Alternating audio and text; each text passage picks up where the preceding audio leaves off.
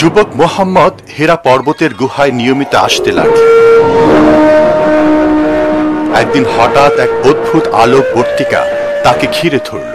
তিনি যখন মুখ তুলে তাকালেন তখন দেখলেন যে আল্লাহর দূত জিব্রাইল তার সামনে দণ্ডায়মান। মোহাম্মদ বাকরুদ্ধ হয়ে গেলেন। জিব্রাইল তাকে বললেন, পড়ো। তিনি বললেন, আমি পড়তে জানি না। জিব্রাইল 3 বার তার কথার পুনরাবৃত্তি করলেন। প্রতিবারই মোহাম্মদ একই উত্তর দিলেন। তখন জিব্রাইল বললেন, পড়ো তোমার প্রভুর নামে, যিনি তোমাকে সৃষ্টি করেছেন, যিনি মানুষকে সৃষ্টি করেছেন এক বিন্দু জমাট রক্ত থেকে। বলো, তোমার প্রভুই সর্বাধিক দয়াময়, যিনি মানুষকে শিক্ষা দিয়েছেন কলমের মাধ্যমে। তিনি মানুষকে শিক্ষা দিয়েছেন যা সে জানত না। তারপর জিব্রাইল শূন্যে মিলিয়ে গেল। মুহাম্মদ সাল্লাল্লাহু আলাইহি ওয়াসাল্লাম ভয়ে আতঙ্কে কাঁপতে লাগলেন। তিনি গুহা থেকে তাড়াতাড়ি বেরিয়ে বাড়ির দিকে ছুটলেন।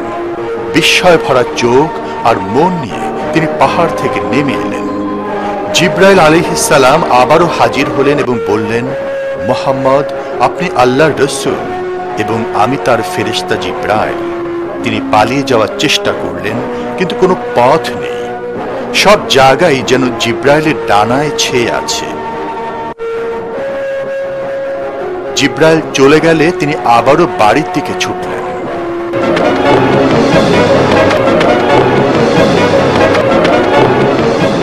তিনি যখন বাড়ি পৌঁছলেন তখন ভয়ে কাঁপছেন।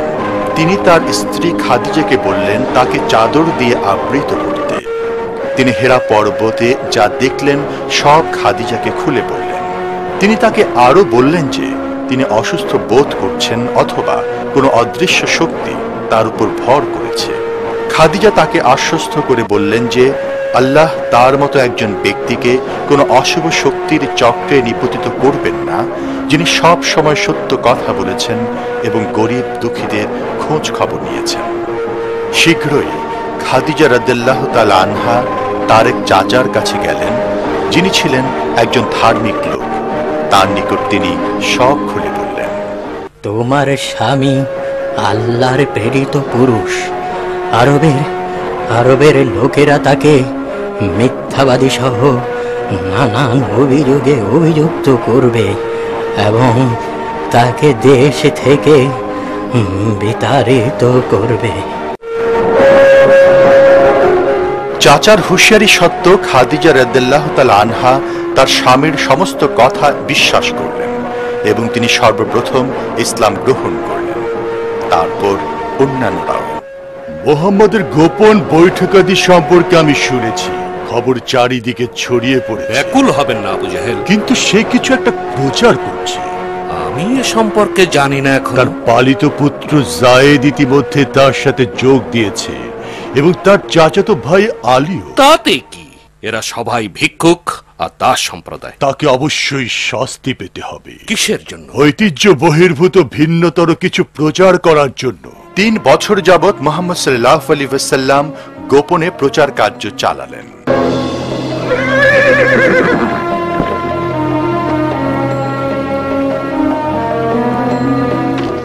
তুমি প্রতি রাতে কোথায় যাও? হ্যাঁ, মুহাম্মাদের কথা শুনতে। এভাবেই লোকজন গোপনে রাতের আধারে মুহাম্মদ সাল্লাল্লাহু আলাইহি ওয়াসাল্লামের সান্নিধ্যে আসতে থাকেন। তার মুখ দিয়ে উচ্চারিত এত সুন্দর সুন্দর কথা তারা যেন ইতিপূর্বে কোনো দিন শোনেনি। তিনি তাদেরকে বোঝালেন যে মক্কার ওই প্রতিমাগুলো নিশ্চিপ, শক্তিহীন। শক্তিমান প্রভু বলতে একজনই আছেন, তিনি ইব্রাহিম, মুসা, ঈসা, সবার প্রভু। তাই সবার উচিত তার নিকট আত্মসমর্পণ করা। আল্লাহর দৃষ্টিতে ধনী গরিব কোনো ব্যবধান নেই, সবাই সমান। গরিবদেরকে ঘৃণা করা যাবে না, তাদের প্রতিও সদয় হতে হবে। কুরআনে বলা হয়েছে আল্লাহর দৃষ্টিতে সেই ব্যক্তি সর্বাধিক সম্মানিত যিনি সবচেয়ে বেশি তাকওয়াবান। নারীরা অন্যদের দাসী নয়, তারাও আল্লাহর সৃষ্টি এবং পুরুষদের মতোই সমাজে তারা সমান গুরুত্বপূর্ণ। এই পৃথিবী আল্লাহর পক্ষ থেকে একটি নিয়ামত স্বরূপ, তাই এর যত্ন নেওয়া প্রয়োজন। মনে রাখবে, তোমরা এখানে যে যা করবে তার ভিত্তিতেই একদিন তোমাদের বিচার হবে। সেদিন রাতেই অনেক ইসলাম কবুল করল। তুমি কি এটা বিশ্বাস করো না আমা? তিনি বলেছেন আল্লাহর নিকট সব মানুষই সমান। তুমি আমাকেও নিয়ে চলো সেখানে। আমি জানতাম যে মুহাম্মদের এই শিক্ষা একদিন আমাদের জন্য বিপজ্জনক হয়ে উঠবে। হ্যাঁ, সেটা আমিও জেনেছি। তাকে অবশ্যই রুখতে হবে। তুমি মোহাম্মদকে রুখতে পারবে না। কি বললে তুমি? বেলাল, চলে এসো, ওরা তোমাকে চাবুক মারবে। ওরা আমার গায়ে চাবুক মারবে, কিন্তু অন্তরের মধ্যে পারবে না। ঠিক আছে, তাহলে তোমার অন্তরটা রেখে দেহটা নিয়ে চলে এসো। মুহাম্মদ সম্পর্কে তুমি কি জানো বলো? আমি জানি মুহাম্মদ আল্লাহর নবী। শুনেছো? ওর কথা শুনেছো? তোমার মুখের কথার জন্য তোমাকে শাস্তি পেতে হবে। অতএব ঠিক করে বলো। মুহাম্মদ বলেছে তোমাদের তৈরি করা মুক্তিগুলো শক্তিহীন। শক্তিহীন? শক্তিহীন? একজন দাসখিদা বলে আমাদের পূজনীয় প্রতিমাগুলো শক্তিহীন। এবার আপনারাই বলুন, মুহাম্মদের ব্যাপারে কি করা যায়? তুমি এটা করতে পারো না বেলাল। আমি এটা করছি যেন আল্লাহর নবীকে আর গোপনে কাজ করতে না হয়। তার সঙ্গে দেখা সাক্ষাতের ব্যাপারে আমি আর কোনো গোপনীয়তা রাখতে চাই না। হচ্ছে এখানে গোপনে তোমরা দেখো দেখো, আবার আমাকে এমন কোন সংবাদ দিও না যে আমার গৃহপালিত ভৃত্যই মুসলিম হয়ে গিয়েছে। আপনি আমার দেহ সত্তার মালিক হতে পারেন, কিন্তু অন্তঃসত্ত্বা? দাঁড়াও দাঁড়াও দাঁড়াও, ভেবে নেই। তুমি কি বলতে চাও যে তোমার অন্তর মুক্ত? না, আমার অন্তরও একজনের দাস, তবে তোমার না, এক আল্লাহর। ওটাই তোমার ভুল। তোমার দেহ মন সবকিছুর মালিক আমি, এমনকি তোমার দিমাগ যা চিন্তা করে তারও, সবকিছু। বল বল, ঠিক কিনা বল, মুহাম্মদ যা বলেছে তা সব মিথ্যা। বল, তোর দেহ মন সব আমার, কেবলই বলে ফেলো বেলাল, বলে ফেলো। আমাদের একমাত্র প্রভু আল্লাহ। চল, চাবুক মেরে তোর ছাল তুলবো, তারপর দেখবো তোর প্রভু কে। চল।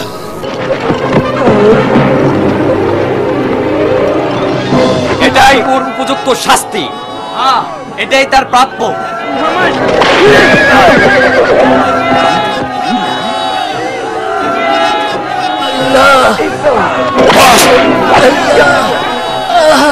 বল, তোর অন্তরাত্মার মালিকও আমি। বল বলছি, বল, তাহলে এই পাথর সরিয়ে নেব। বল, স্বীকার কর। বল বলছি, নইলে বল বলছি, নইলে তোকে আমি এক্ষুনি শেষ করে ফেলবো। উমাইয়া, আমি আবু বকরের পক্ষ থেকে এসেছি। এই যুবককে তোমার কাছ থেকে কিনে নিতে চাই। তুমি এর মূল্য কত চাও বলো? বেশ, ভালো কথা। এর দাম চাই 10 স্বর্ণমুদ্রা।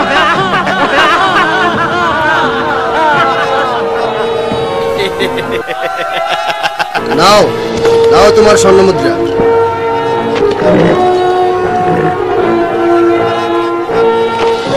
তুমি ভাবছো যে তুমি বিশেষ কিছু জিতে নিয়েছো, কিন্তু না, এ সেরকম মূল্যবান কিছু নয়। আবু বকরকে বলো যে এর দাম বড় জোর 3 স্বর্ণমুদ্রা হতে পারে। তিনি তোমাকে এর জন্য 100 স্বর্ণমুদ্রা দিতেও রাজি ছিলেন।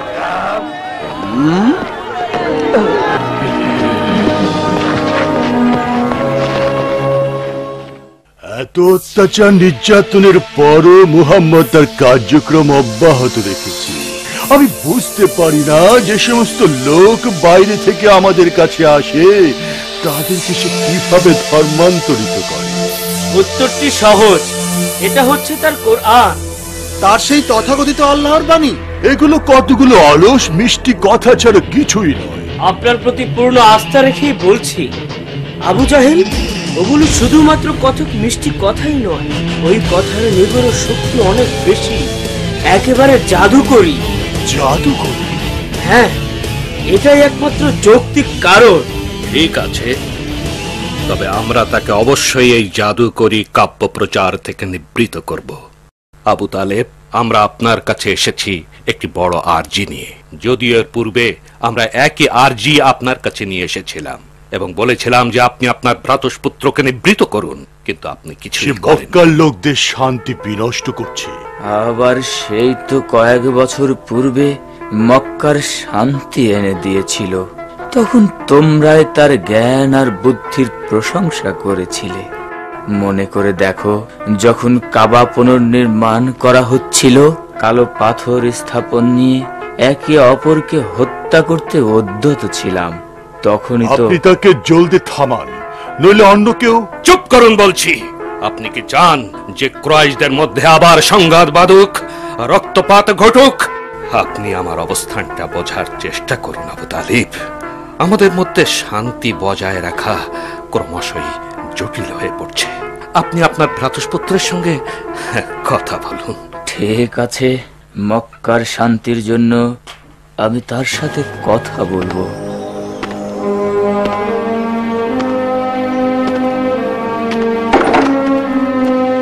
আসো মোহাম্মদ, দরজাটা বন্ধ করে দাও, এখানে বসো। বাবা, কুরাইশরা দাবি করছে তুমি যেন তোমার প্রচার কার্য বন্ধ করে দাও। যদি তুমি তা না করো তাহলে আমার ভয় হয় যে আমি হয়তো তোমাকে রক্ষা করতে পারবো না। আমি একজন বৃদ্ধ মানুষ, আমি তো তাদের সঙ্গে লড়াই পেরে উঠবো না। আমার প্রতিবেশী, আমার গোত্র, যাদেরকে আমরা সারা জীবন ধরে চিনে আসছি, তারা সবাই আজ একই কথা বলছে। তুমি যা প্রচার করছো তা কি এতই গুরুত্বপূর্ণ যে এর জন্য আমাকে তোমাকে প্রাণ দিতে হবে, মক্কা নগরীতে রক্তের বন্যা বয়ে দিতে হবে? দোহায় লাগে, মক্কার শান্তির জন্য তোমার এই কাজ বন্ধ করো বাবা, বন্ধ করো। মোহাম্মদ সাল্লাল্লাহু আলাইহি ওয়াসাল্লাম চাচার এহেন অনুরোধে মনে মনে অত্যন্ত ব্যথিত হলেও দৃঢ় কণ্ঠে বললেন যে তারা যদি তার ডান হাতে সূর্য আর বাঁ হাতে চন্দ্র এনে দেয়, তবুও তিনি যা করছেন তা থেকে নিবৃত্ত হবেন না। প্রয়োজনে তিনি এ পথে জীবন পর্যন্ত শেষ করে দেবেন।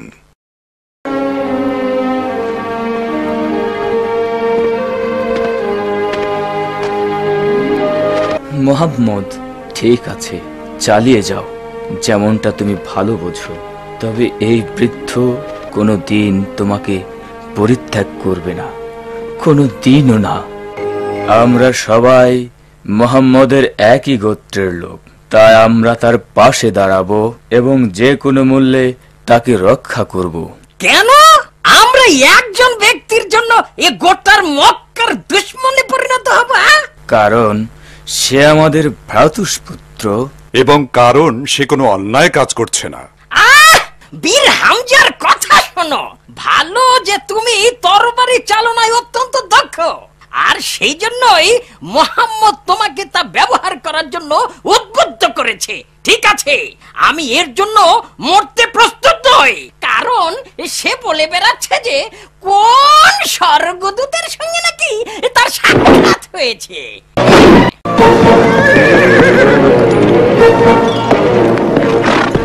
হামজা, তুমি এসেছো?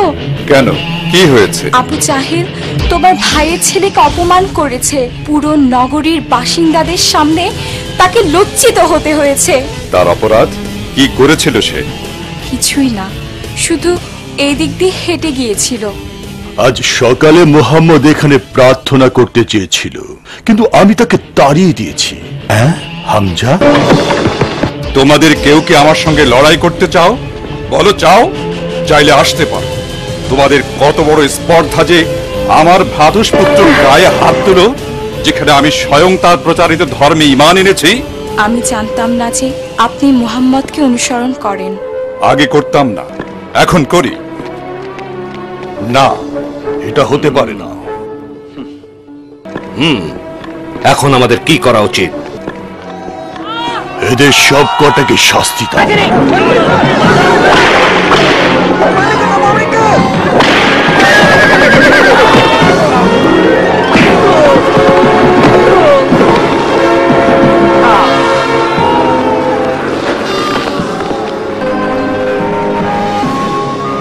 আমার স্বামী কোথায়?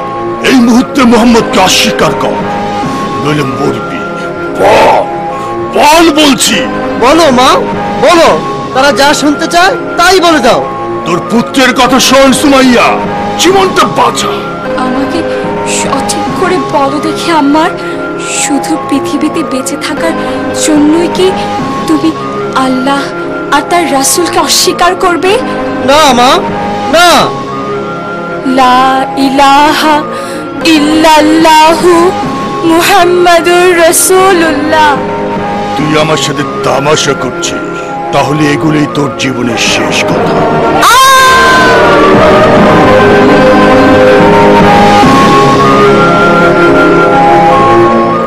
শুকরিয়া আল্লাহর যে তিনি এখনো আম্মারকে বাঁচিয়ে রেখেছেন। কেমন আছে সে? মন্দ নয়, স্বয়ং মোহাম্মদ সাল্লাল্লাহু আলাইহি সাল্লাম তার সেবা করছেন, কিন্তু তিনি আমাদের সকলকে আবিসিনিয়ায় চলে যেতে বলেছেন আমাদের জীবন রক্ষার জন্য। হ্যাঁ, আবিসিনিয়ায়। একজন খ্রিস্টান সেখানকার শাসক, তবে খুব দয়ালু ব্যক্তি। তিনি আমাদেরকে তার রাজ্যে বসবাসের অনুমতি দেবেন। প্রথমে আমরা কয়েকজন সেখানে গিয়ে বাদশাকে বোঝানোর চেষ্টা করব। আজ রাতেই আমরা রওনা হতে চাই, তবে আমার কিছু বলবান লোকের প্রয়োজন হবে। ঠিক আছে মালিক, তুমি যাও। আল্লাহ চাহে তো আমরা ভালো থাকবো।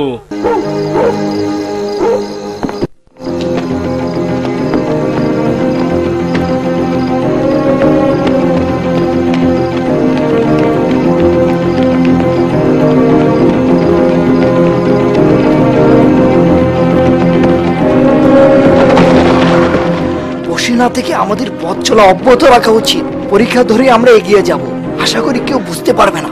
চলো।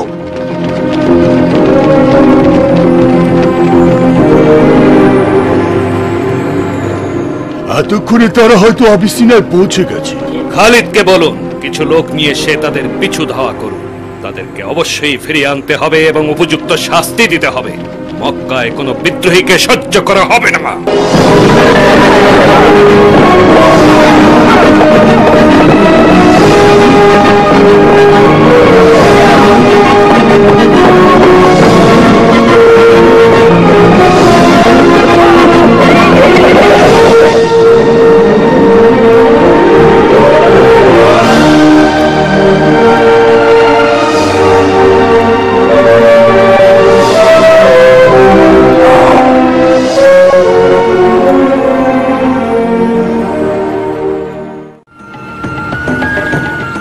আমর, তোমাকে আবার এখানে দেখে আমি অত্যন্ত আনন্দিত। এগুলো সব আপনার উপঢৌকন। তোমার উদারতায় আমি সত্যি অভিভূত। বাদশা নামদারের শান অবশ্য এর চেয়ে ঢের বেশি দাবি করে। আমি বুঝতে পেরেছি তুমি কি নিয়ে উদ্বিগ্ন। এই লোকগুলোই তো যারা তোমার দেশ থেকে এসে আমার এখানে আশ্রয় নিয়েছে। এরা বিদ্রোহী বাদশা নামদার। এরা আমাদের দেশে বিশৃঙ্খলা সৃষ্টি করে এখন আপনার দেশে পালিয়ে এসেছে একই কাজ করার জন্য। এদেরকে স্বদেশে ফিরিয়ে নেয়ার আমি আপনার আনুকূল্য প্রত্যাশা করি। কিন্তু আমার নিকট তো এদেরকে যথেষ্ট শান্তিপ্রিয় বলেই মনে হচ্ছে। তারা এমন একটি ধর্মমতের অবতারণা করেছে যার অর্থই হলো অন্যকে ধ্বংস করা। এ ব্যাপারে আপনাদের বক্তব্য কি? মহামান্য বাদশা, বাদশাকে কুর্নিশ করো। আমরা এক আল্লাহ ছাড়া অন্য কারো নিকট মাথা নত করি না। এবার দেখুন আপনার সামনে এরা অরাজকতা আমি সৃষ্টি এটা গ্রহণ করছে। করছি। সম্মান দেখানোর ক্ষেত্রে তারা আমার চেয়ে ঈশ্বরকে অধিক গুরুত্ব দিয়েছে। আমি এই দিকটা একটু দেখতে চাই। আপনি বলুন। মানব জাতির একমাত্র প্রভু হচ্ছেন আল্লাহ। আমরা এতদিন অজ্ঞতাবশতই মানুষের সামনে মাথা নত করে আসছিলাম। তখন আল্লাহ আমাদের জন্য একজন নবী পাঠালেন। তিনি আমাদেরকে সদা সত্য কথা বলার উপদেশ দিলেন এবং এক আল্লাহর উপাসনা করার আহ্বান জানালেন। তিনি আমাদের পিতামাতাদের প্রতি যত্নশীল হওয়ার আহ্বান জানালেন। তিনি আমাদের প্রতিবেশী এবং গরিব দুঃখীদের সাহায্য করার নির্দেশ দিলেন। তিনি আমাদেরকে আরো শিখালেন যে পৃথিবীতে আমাদের সময় অত্যন্ত সংক্ষিপ্ত এবং আমাদের চারপাশে যা কিছু আছে তা সবই আল্লাহর সৃষ্টি। এই পৃথিবী এবং আমাদের এই ক্ষুদ্র দেহ সবকিছুর যত্ন আমাদেরকেই নিতে হবে এবং আমরা কতটুকু কাজ আল্লাহর নির্দেশ মেনে করলাম তা নিয়ে একদিন তার সামনে দাঁড়াতে হবে। আমর, দেখো তারা যা বলছে তা একরকম যিশুর শিক্ষার মতোই। না বাদশা নামদার, ওরা আপনার ধর্মকে সম্মান করে না। ওরা বলে যে যিশু ঈশ্বরের পুত্র নয়, সেও নাকি একজন সাধারণ মানুষ। যিশু সম্পর্কে আমাদের নবী যা বলেছেন আমরাও আপনাকে তাই বলছি। তিনিও আল্লাহর একজন বান্দা এবং প্রেরিত পুরুষ। এই একই ধরনের বাণী এবং শিক্ষা তিনি পবিত্র রমণী মরিয়মকেও শিখিয়েছিলেন এবং তাঁরই কুদরতি ইশারায় মরিয়মের গর্ভে যিশুর জন্ম হয়। দেখা যাচ্ছে যে আমরা যা বিশ্বাস করি এবং আপনারা যা বিশ্বাস করেন তা এই দুটি পৃথক আলোকরশ্মির মতো, যাদের ধারা দুটি কিন্তু উৎসমূল এক। পর্বত সমান স্বর্ণের বিনিময়েও আমি আপনাদেরকে ওদের হাতে তুলে দেব না।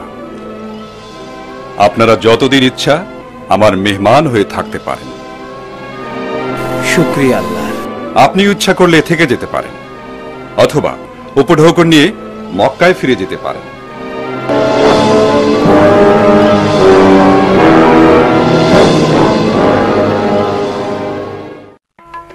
আবু জেহেল, আবু জেহেল, কি যেন শুনছি তোমার সম্পর্কে চারিদিকে, এসব কি? হ্যাঁ, আবু জেহেলের ভাতিজা ওমর বিন খাত্তাব মুসলিমদের সঙ্গে যোগ দিয়েছে। কি বলছো? ওমর, মহাবীর ওমর শেষ পর্যন্ত? হ্যাঁ হ্যাঁ, ওমর ওমর, শুনলে তো? ও কথা আমাকে বলো না। মনে হয় সে ওই কুরআন শুনেছে। সে বলেছে যে এর সৌন্দর্য তার অন্তরকে নাকি পরিশ্রুত করেছে। তাহলে আমি বোধহয় জানি কি করতে হবে। হে প্রভু, এই মুসলমানদেরকে ঠেকাবার জন্য আমরা সক্ষম নই, তুমি আমাদেরকে সাহায্য করো।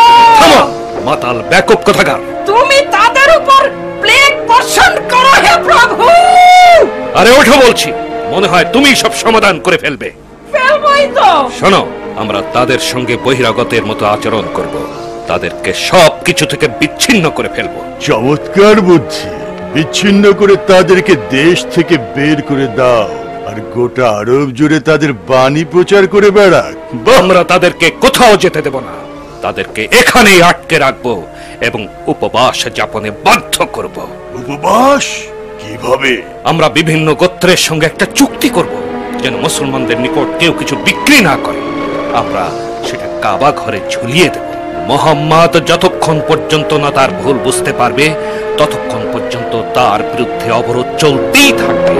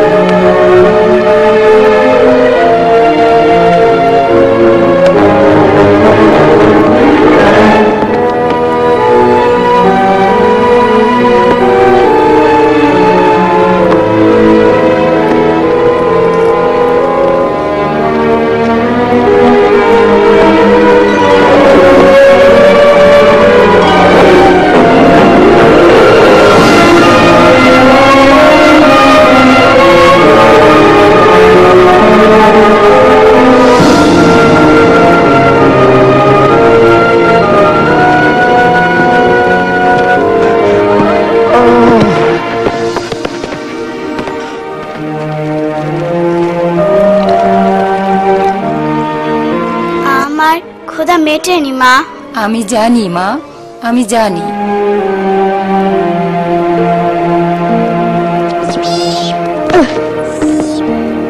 বাবা, আমরা কি আবিসিনিয়ায় গিয়ে মালিককে খুঁজে বের করতে পারি না? ওরা তো আমাদেরকে কোথাও যেতে দেবে না বাবা। তুমি কি মনে করো এখানে যা ঘটেছে মালিক তা সব জানে? আমি একটা বার্তা পাঠিয়েছি, কিন্তু জানি না সে পেয়েছে কিনা।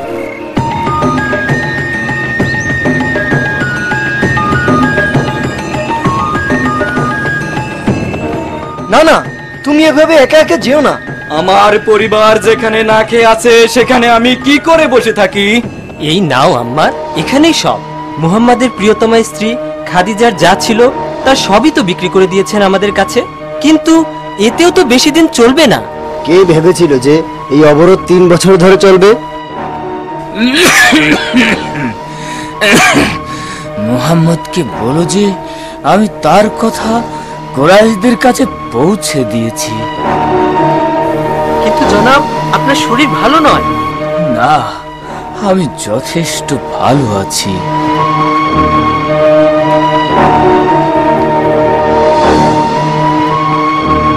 আবু তালেব, তোমাকে অমন অসুস্থ আর দুর্বল অবস্থায় দেখে আমি অত্যন্ত মর্মাহত।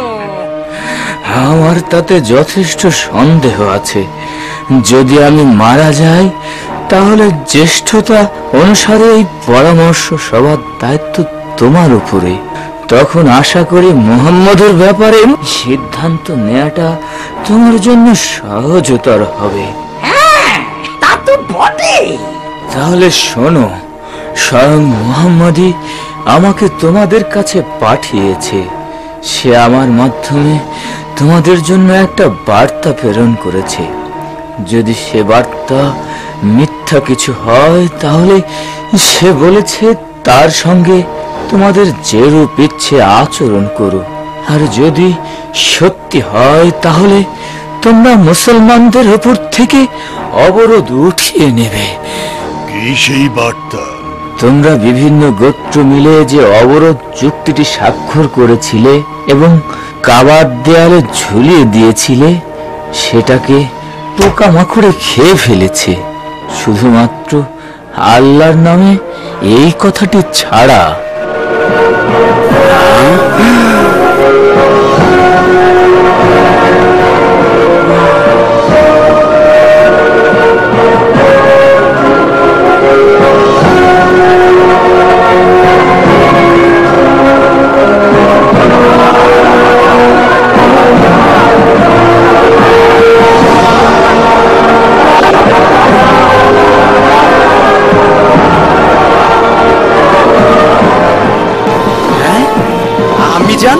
বাবা আমার, তুই এসেছিস? ঠিক সময় তুই এসেছিস বাবা।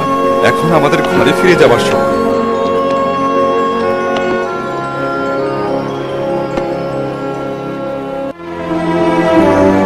কাছে এসো মুহাম্মদ।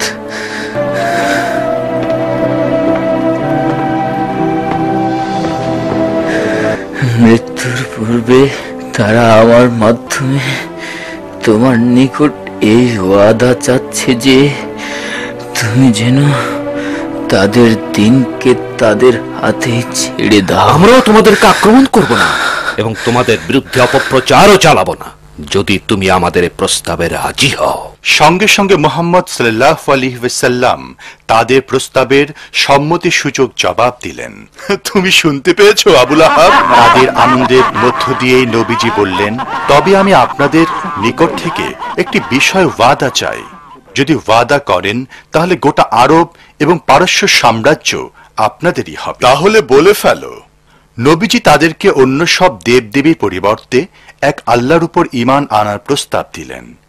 এতে কাফেররা নাখোশ হয়ে চলে গেল।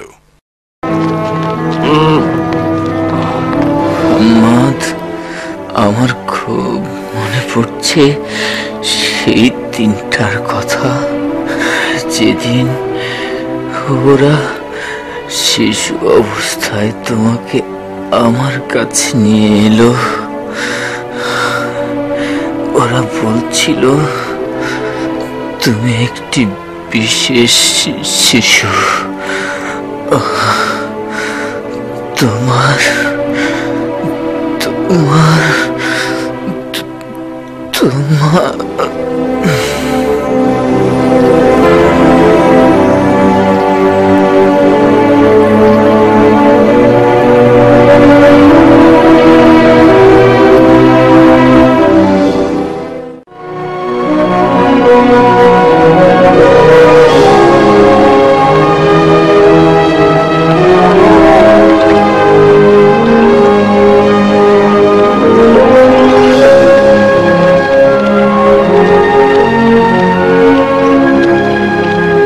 তাদেরকে এমন প্রকাশ্যে প্রার্থনা আর চলাফেরা করতে দেখে সইতে পারছি। শান্ত হও আবু জাহেল। আমরা তরবারি দিয়ে ব্যর্থ হলেও কথার জাদু দিয়ে বিজয়ী হব। তুমি কি আমাদের কবিদের কথা বলছো? আমাদের কবিরা তাদের সুধাময় বাক চাতুর্য দিয়ে লোকদেরকে মোহাম্মদ থেকে দূরে সরিয়ে নিচ্ছে। এমনকি আবু লাহাবও এ ব্যাপারে কম যাচ্ছে না। শোনো বন্ধুরা, এই শোনো শোনো, আমার কথা শোনো। ওই যে মুহাম্মদের নাম শোনোনি তুমি? তার অন্তরে বিদ্রোহের আগুন জ্বলজ্বল করছে। সে নিজেকে নবী বলে দাবি করে, কিন্তু এর মাধ্যমে মূলত সে আমাদেরকে পিছে ফেলে এই আরবের বাদশা হতে চায়। অতএব আমরা কে কেউ তাকে শান্তিতে থাকতে দেব না, বুঝেছ? যখন মুহাম্মদ আমাদের ধর্মকে দুর্বল বলে তাচ্ছিল্য করে, যখন সে বলে যে আমাদের দেবদেবীগুলো নিছক প্রস্তর মূর্তি ছাড়া আর কিছু নয়, তখন কি সে প্রকারান্তরে আমাকে আপনাকে আক্রমণ করছে না? তখন কি সে আমাদের পূর্বপুরুষকেই আক্রমণ করছে না? সে বলে যে তারা ছিলেন দুষ্ট প্রকৃতির লোক এবং ব্যাকুপ। বলুন দেখি, আমরা কি এই ধরনের অপমান কেবল সহ্য করতেই থাকবো? কিছুতেই হতে পারি না আমরা সহ্য। সে সময় খুব বেশি দূরে নয় যে তারা আরো বেশি ক্ষিপ্র হয়ে উঠবে। এখন আর আবু তালিব বেঁচে নেই যে আমাদেরকে তাদের হাত থেকে রক্ষা করবে। আমরা এখন কি করব? আমি যদি ভুল না করে থাকি তাহলে আপনি বেলাল? না, ভুল করেননি। কিন্তু আপনি? আমি বারা। আমি ইয়াসরিব থেকে এসেছি মোহাম্মদের সাথে সাক্ষাতের অভিলাষ নিয়ে। সঙ্গে আরো বেশ কয়েকজন আছে। ও, ইয়াসরিব থেকে? আমরা এখন সর্বান্তকরণে ইসলামের অনুসারী। ওই যে শুনেছি ইয়াসরিবের 12 জন লোক মুসলমান হয়েছে, আপনি কি তাদের একজন? শুধু 12 জন নয়, শত শত। আমরা চাই মোহাম্মদ সাল্লাল্লাহু আলাইহি সাল্লাম ইয়াসরিবে চলে আসুন। আস্তে কথা বলতে হবে। শুনুন শুনুন, আজ রাতে আকাবা পর্বতের কাছে মুহাম্মাদের সাথে আপনার সাক্ষাৎ হবে।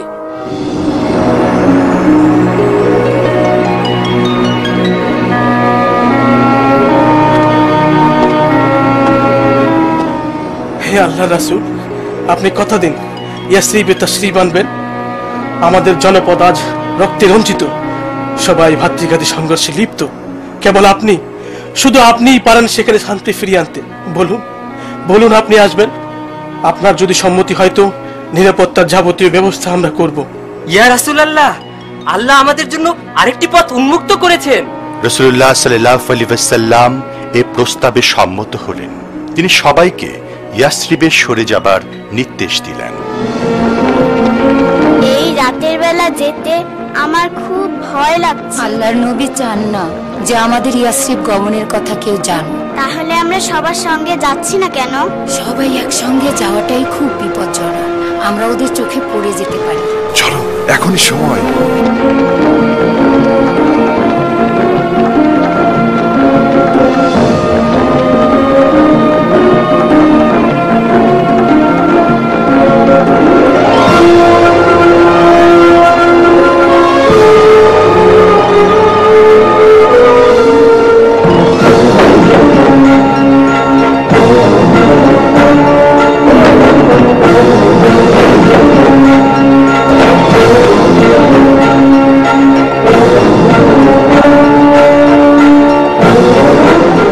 সব মুসলমান মক্কা থেকে পালিয়েছে, কিন্তু যারা এখনো যেতে পারেনি তাদের রক্ষার জন্য মুহাম্মদ রয়ে গেছে। আমার মনে হয় আমরা এখন মুহাম্মদের ব্যাপারে সিদ্ধান্ত নেওয়ার সন্ধিক্ষণে উপনীত হয়েছি। তাকে কারাগারে নিক্ষেপ করো। না, তাকে দেশ থেকে বিতাড়িত করো। তাকে মরুভূমির দূর প্রান্তে নিয়ে নির্জনে ফেলে দিস। সঠিক বুদ্ধি। সে তো আর মক্কায় থাকবে না। আমরা তো এটাই চেয়েছিলাম, তাই নয় কি? আর যদি সে ইতিমধ্যে ইয়াসরিবে গিয়ে ইসলামী রাষ্ট্র গঠন করে, এখন আমরা কি করব? হত্যা করব। কিন্তু তাকে যে হত্যা করবে তার গোত্রের লোকেরা এবং তার অনুসারীরা তার উপর আক্রমণ চালাবে। কে হবে সেই ব্যক্তি যে এই ঝুঁকি নেবে? এই দায়িত্ব কারো একার পক্ষে নেওয়া ঠিক নয়। প্রত্যেক গোত্র থেকে একজন শক্তিশালী লোক নাও এবং সবাই মিলে তাকে হত্যা করো। মুহাম্মাদের রক্তে সবার হাত রঞ্জিত হোক, তাহলে দায় কারো একার থাকবে না এবং প্রতিশোধ নেওয়ারও কোনো ব্যাপার থাকবে না। চমৎকার বুদ্ধি! মুহাম্মদ সাল্লাল্লাহু আলাইহি ওয়াসাল্লাম তাদের চক্রান্তের কথা জানতে পারেন। তিনি তার চাচাতো ভাই হযরত আলী রাদিয়াল্লাহু তাআলা আনহুকে তার বিছানায় নিদ্রা যাওয়ার কথা বলে সে রাতেই মক্কা ত্যাগ করেন। তিনি জানতেন যে শত্রুরা আলীর কোনো ক্ষতি করতে পারবে না। মুহাম্মদ তার ঘরে আছে, আমরা কি প্রবেশ করব? না, আমরা এখানে অপেক্ষা করব। সুবহ সাদিকের সময় সে যখন নামাজ পড়তে বের হবে তখন কি হত্যা করব?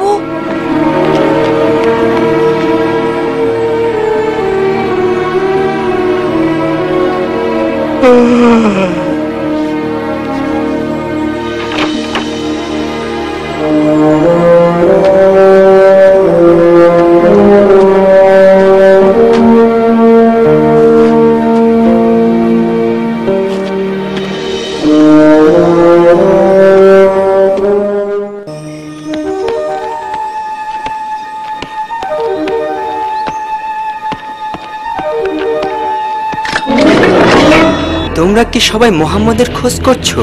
আমি তাকে ঘন্টাখানিক আগে শহর থেকে বেরিয়ে যেতে দেখেছি। অসম্ভব, এ হতে পারে না।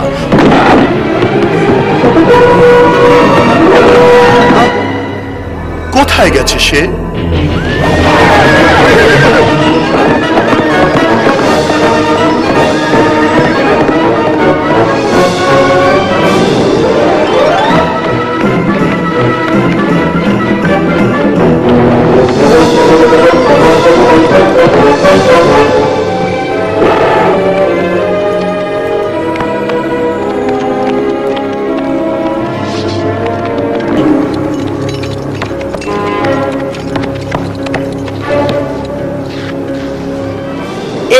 এইদিকে গেছে।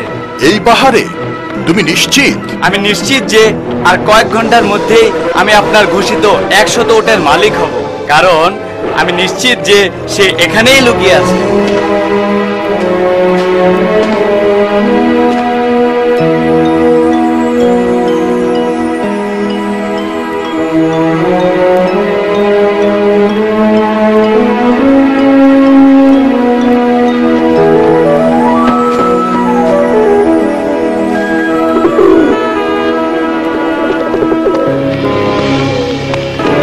শেকের ভেতরে?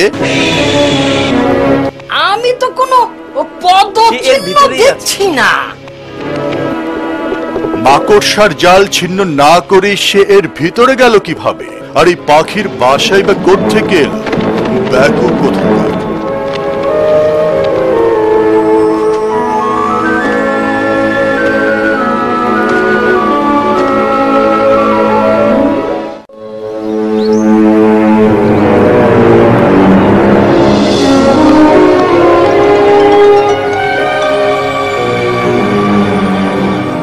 মরুভূমিতে তো এত দীর্ঘ সময় কেউ টিকে থাকতে পারে না। হয়তো সংবাদটা ভুল, অথবা হয়তো তিনি কাফেরের হাতে বন্দী হয়েছেন। তিনি বন্দী হননি, তিনি অবশ্যই আমাদের মাঝে ফিরে আসবেন। ওই তো মোহাম্মদ আসছেন।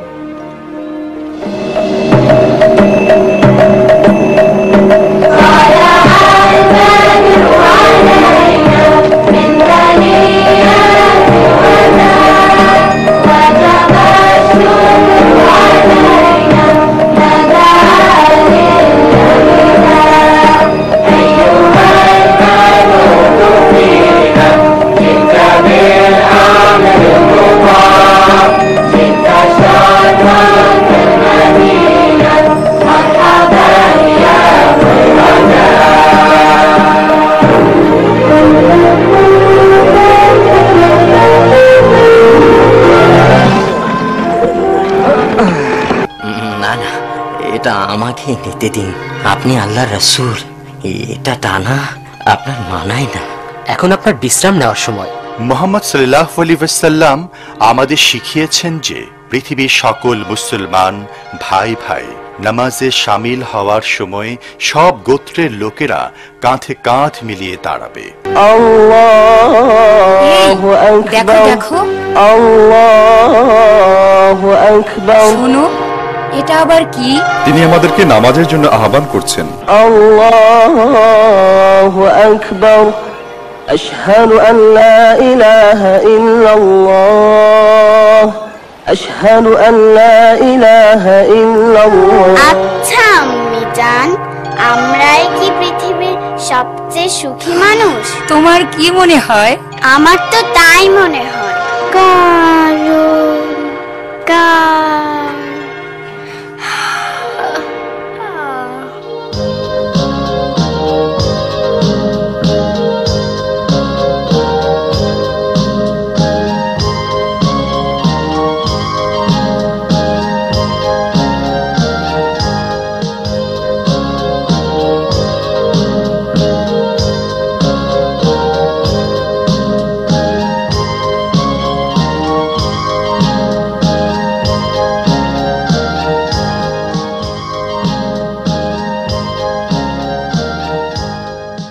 ওদিকে মুহাম্মদ সাল্লাল্লাহু আলাইহি ওয়াসাল্লামের নেতৃত্বে মুসলমানগণ মদিনায় ইসলামী রাষ্ট্রের গোড়াপত্তনের পর কুরাইশদের ক্রোধ আরো বেড়ে গেল।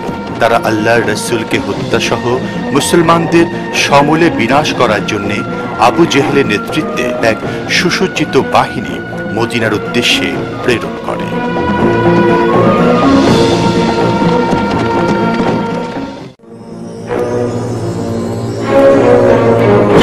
আগামীকাল আমাদের বাহিনী মদিনার উদ্দেশ্যে রওনা হচ্ছে এবং সেই বাহিনীতে আমার স্থলে লড়াই করতে হবে তোকে।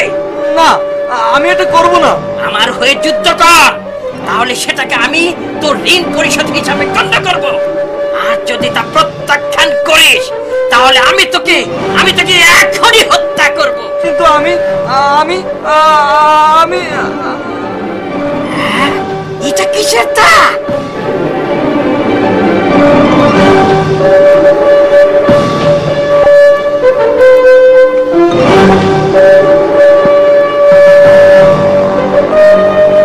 তাহলে এই বদরের প্রান্তরে আমরা তাদের মোকাবেলা করব।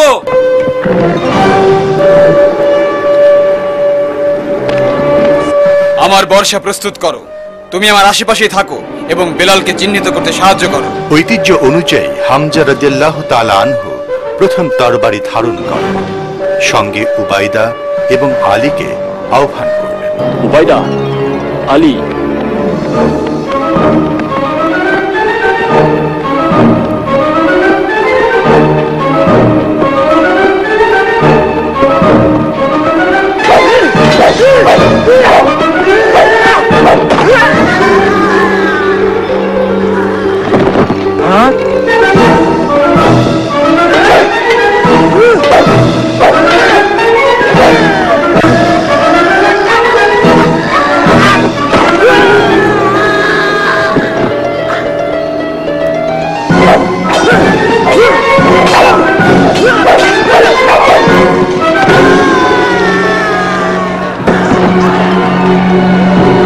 মক্কার সুরক্ষার জন্য ঝাঁপিয়ে পড়ো।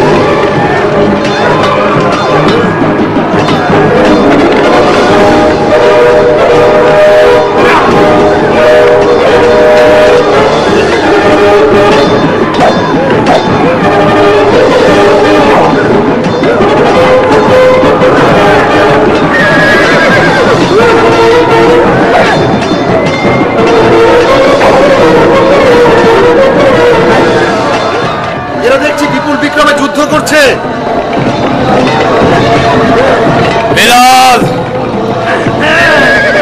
উমাইয়া,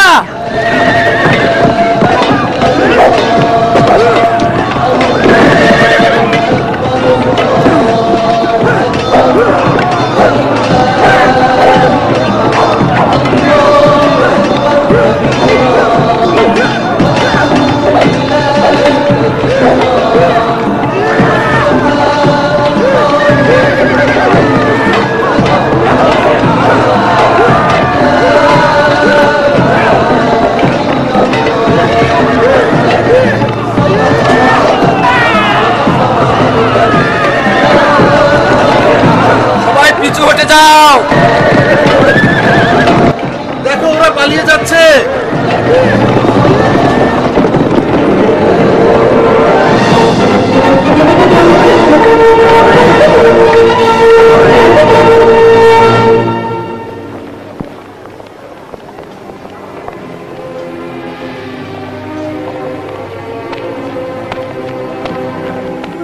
আবুল আহাব, তুমি ফিরে এসেছো? হ্যাঁ, এসেছি। এই নিন, আমি আমার ঋণ পরিশোধ করলাম। তবে একটা ব্যাপার আপনার জেনে রাখা উচিত যে মুহাম্মদের পক্ষে স্বয়ং স্বর্গীয় দূতরা যুদ্ধ করছে। হ্যাঁ, আমি চাই। না না, যেও না, যেও না, সাহায্য করো, সাহায্য করো। কেউ কি আমাকে একটু সাহায্য করবে না? দয়া করো।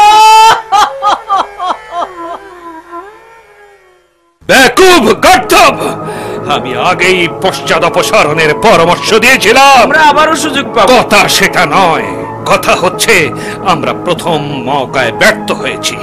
এখন তারা ভাবছে তাদের আল্লাহ তাদের পক্ষে যুদ্ধ করেছে।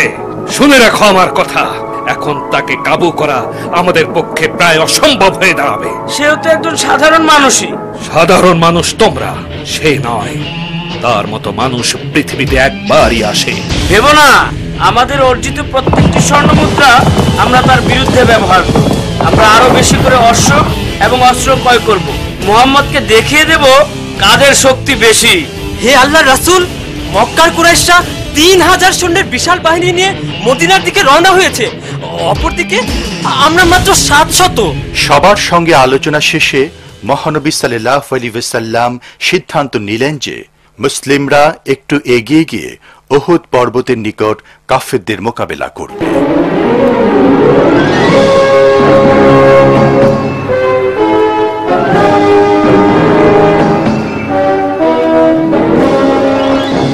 আমরা সম্পূর্ণ প্রস্তুত হে রাসূল।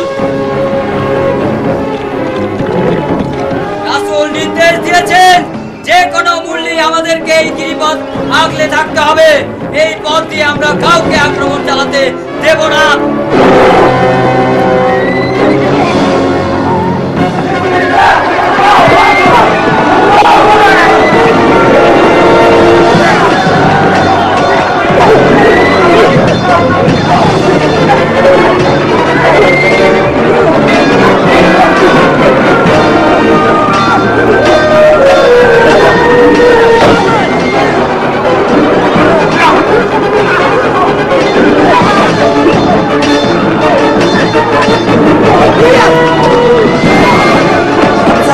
হামজা কতল হয়েছে, হামজা কতল হয়েছে।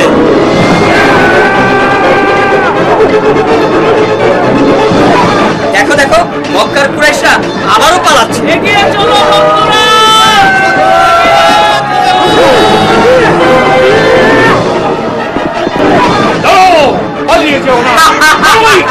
তারা ছত্রভঙ্গ হয়ে গেছে।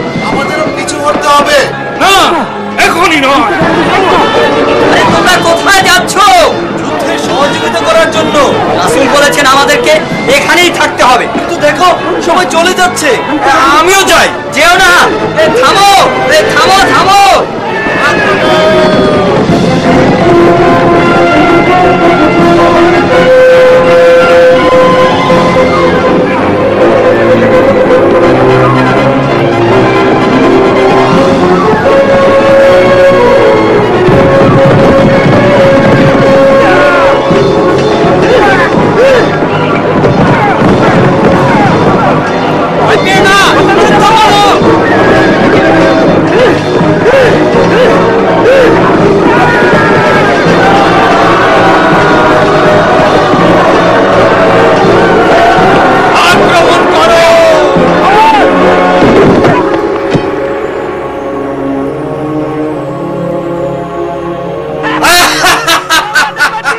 মুহাম্মদ নিহত হয়েছে।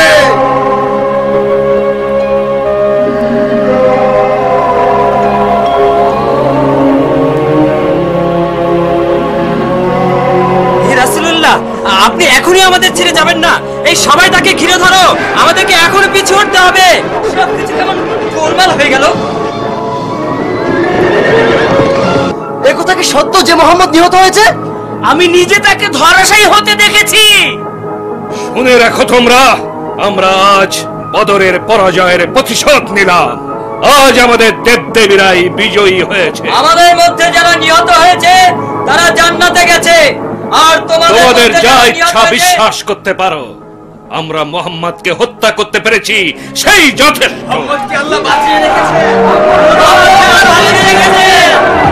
তাহলে তাকে একথা জানিয়ে দাও যে আজকে আমাদের যেসব যোদ্ধা নিহত হয়েছে তারা মৃত্যুর পূর্বে অন্তত তোমাদের 4 জনকে হত্যা করেছে।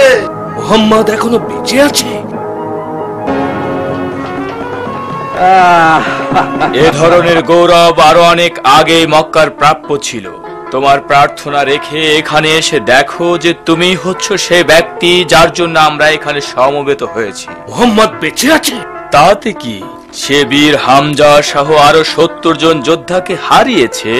এসো, আমাদের সঙ্গে এসো, উৎসবে যোগ দাও। যে কথা বন্ধ করার জন্য আমরা এই যুদ্ধ করলাম, সেই কথাই যদি বন্ধ না হলো, তাহলে এই আনন্দ উৎসব করে কি লাভ? মোহাম্মদ বেঁচে আছে। এই যুদ্ধ এখন আর শুধু মুসলমান আর মক্কার মধ্যেই সীমাবদ্ধ নেই। যতক্ষণ আমরা মোহাম্মদকে হত্যা করতে পারবো, ততক্ষণ পর্যন্ত আমাদের কোনো বিশ্রাম নেই। আরবের প্রত্যেক গোত্রপতি এ ব্যাপারে আমার নিকট কথা দিয়েছে। ইসলামকে নির্মূল করব, কাউকে জীবিত ছাড়বো না। আমার যা আছে সব কিছুর বিনিময়ে হলেও মুহাম্মদের অবসান চাই। 10,000 সৈনিক? আমরা আমাদের চেয়ে দ্বিগুণ বড়, চৌগুণ বড় বাহিনীকে পরাজিত করেছি, কিন্তু এটা তো মাত্র 10,000 সৈন্যের বাহিনী। তাদেরকে ঠেকিয়ে রাখার তো কোনো পথই দেখছি না। আমরা এখন কি করতে পারি ইয়া রাসূলুল্লাহ? পারস্য দেশে আমরা অশ্ববাহিনীর আক্রমণ প্রতিহত করার জন্য নিজ দেশ বা নগরের চারদিকে প্রশস্ত ও গভীর পরিখা খনন করতাম।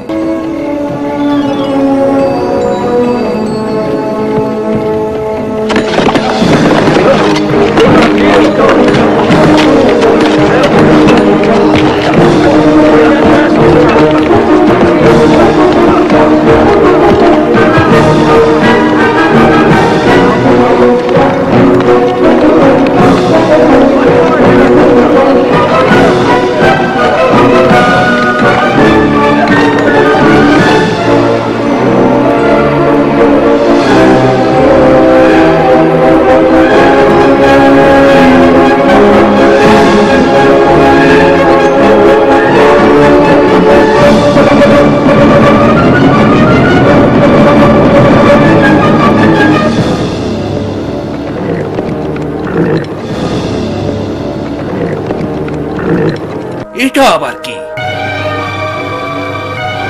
এমন কৌশল তো গোটা আরবে ইতিপূর্বে কখনো দেখেছি বলে তো মনে হয় না। আমরা বরং এখানে অবস্থান করি। তুমি গিয়ে খুঁজে দেখো এই দীর্ঘ খন্দকের কোথাও কোনো সংকীর্ণ জায়গা পাও কিনা, এবং সেই দিক দিয়ে আক্রমণ করো।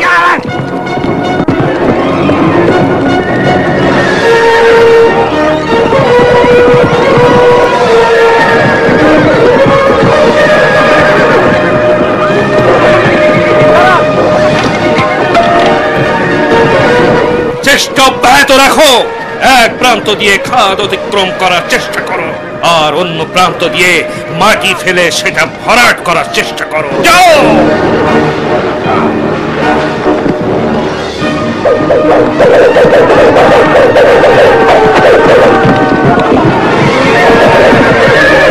আমরা বিগত 30 দিন যাবত একই প্রয়াস চালিয়ে যাচ্ছি, সৈন্যরা ধৈর্য হারাচ্ছে। কথা বল, বোঝাও তাদেরকে, তোমার বাক শক্তি দিয়ে উজ্জীবিত করে তোলো, নতুবা চাবুকের আঘাতে জর্জরিত করো। তাতে কাজ হবে না। তারা মনে করছে যে স্বয়ং ঈশ্বর মুসলমানদের সঙ্গেই আছে। ঠিক আছে, তাহলে আগামীকাল ভোরে সর্বশেষ আক্রমণের জন্য প্রস্তুত হও। এটা হবে এক সর্বগ্রাসী আক্রমণ, যার দিক থেকে হামলা চালিয়ে আমরা তাদের হত্যা করব।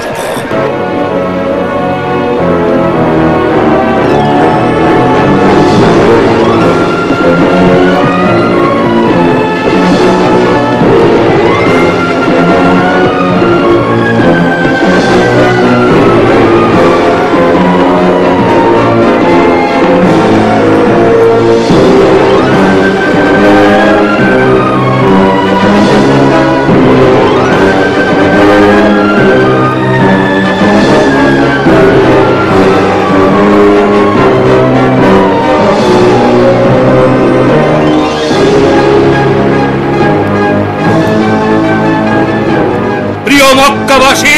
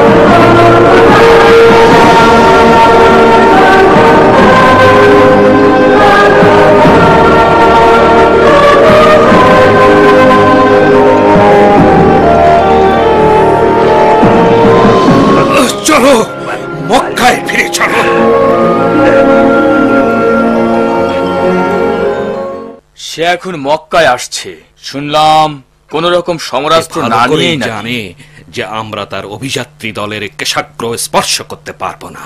এখন সমস্ত আরব আমাদের বিরুদ্ধে জেগে উঠবে, আমাদেরকে ধিক্কার জানাবে। যে করে হোক মোহাম্মদকে সবাই মিলে ওদেরকে কিছু করার মতো সামর্থ্য এখন আমাদের নেই, অতএব ওদেরকে আসতে দাও। মোহাম্মদ এখন সদল বলে মক্কায় এসে প্রার্থনা করবে, আর আমরা সে লজ্জা মাথায় পেতে নিব। যথেষ্ট হয়েছে, যথেষ্ট। থামো, থামো এবার। ঠিক আছে, আমি সাহায়েলকে পাঠাচ্ছি।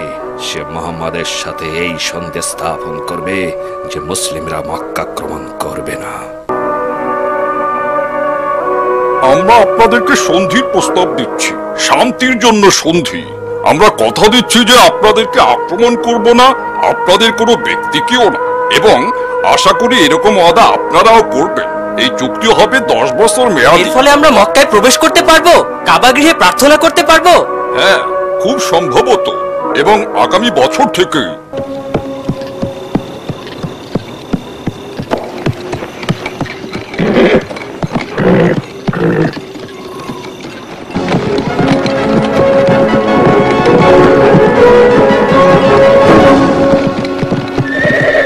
আমর, বলো কি উদ্দেশ্যে তুমি মদিনা অভিমুখে ঘোড়া ছুটিয়েছো? মুহাম্মাদের সাক্ষাৎ লাভের অভিপ্রায়। তার সাথে সাক্ষাতে তোমার কি কাজ বলো? বায়াত হওয়ার উদ্দেশ্যে। তাই বলো? আমি আবার ভাবলাম তাকে হত্যা করার উদ্দেশ্যে। আপনি কি তার নিরাপত্তার দায়িত্বে নিয়োজিত? না, ঠিক তা নয়। তিনি যে আল্লাহর নবী, তবে এই কথা অস্বীকার করতে পারি না আমিও একই উদ্দেশ্যে মদিনা যাচ্ছি। আমি সাক্ষ্য দিচ্ছি যে আল্লাহ ছাড়া আর কোনো প্রভু নাই, এবং আপনি মুহাম্মদ সাল্লাল্লাহু আলাইহি ওয়াসাল্লাম তার প্রেরিত পুরুষ। লা ইলাহা ইল্লাল্লাহু মুহাম্মাদুর রাসূলুল্লাহ।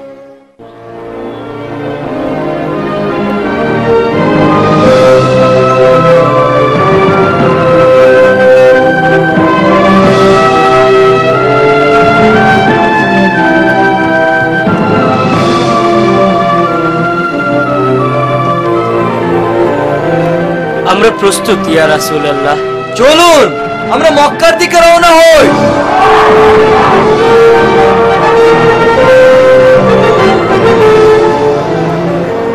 আজ তারা 10,000 সৈন্যের বিশাল বাহিনী নিয়ে আসছে। যে বাহিনীর অধিকাংশ সেনাধ্যক্ষ এক সময় আমাদের নেতা ছিল।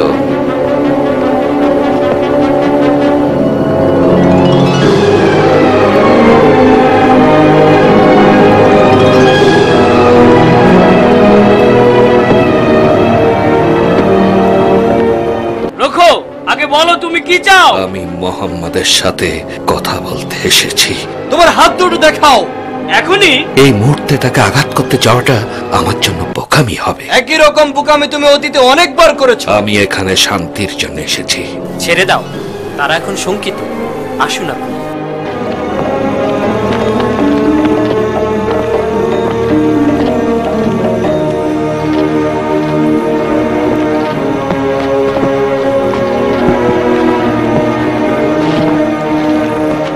আপনি আমাদের ক্ষমা করে দিন। আমরা আপনাদের সাথে অন্যায় ও নিষ্ঠুর আচরণ করেছি। আমরা আপনাদের উপর লুটপাট চালিয়েছি, হত্যা করেছি। এখন আমরা আর আপনাদের মোকাবেলা করতে সক্ষম নই এবং তা করব না।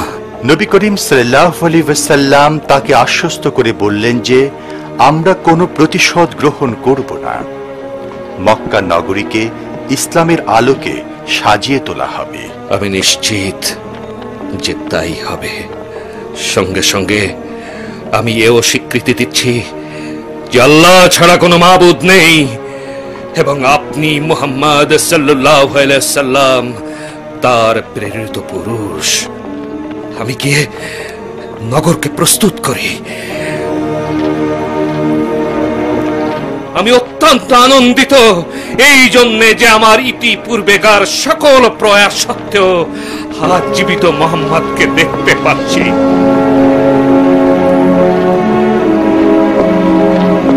জালিমের পোশাক ছেড়ে আজ ইসলামের পোশাক পরেছি। আল্লাহ করুন যেন সর্বদা এমনটি থাকে।